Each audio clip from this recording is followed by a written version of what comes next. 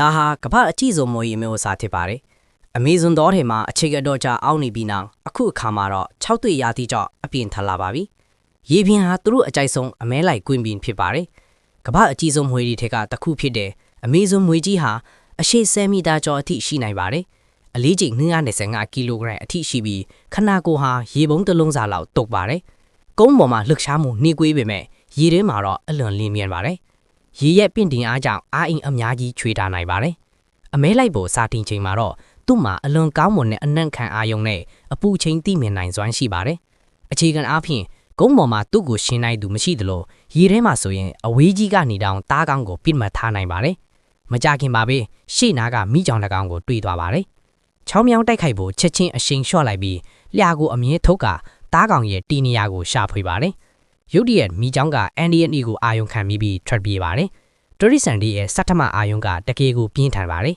။အမေစုမွေးကြီးကတားကောင်လှုပ်ရှားမှုကိုတိလိုက်တာနဲ့ချက်ချင်းပဲအဝေးထိလိုက်လံဖမ်းဆီးပါတော့တယ်။တခြားလုံးမှာသူ့ရဲ့လျှာကတဆင်အနံ့ကိုအဆက်မပြတ်အာယုံခံနေပါတယ်။ထက်မြက်တဲ့အနံ့ခံအာယုံနဲ့ဦးကောင်းကအပူအာယုံခံအကြီးခွင်တီကြောင့်မှောင်မင်းနေတဲ့ညမှာတောင်တားကောင်ကိုရှင်းရှင်းလင်းလင်းမြင်နိုင်ပါတယ်ဒီတစ်ခါလိုက်ဖမ်းရတာဝေးပြီးခက်ခဲပေမဲ့လက်မလျှော်ခဲ့ပါဘူးအကွေ့အကောက်ပေါင်းများစွာဖြတ်တိုင်းပြီးတော့ကန်းနာမှာမိချောင်းကိုဖမ်းမိတော့ပါတယ်အမေဇိုမြေကြီးမှာအစိတ်မရှိပေမဲ့အလွန်ရန်လိုပါတယ်သူ့ရဲ့ရစ်ပတ်ချင်းကိုခံရရင်တော့အသက်အန္တရာယ်အလွန်နီးစပ်သွားပါပြီ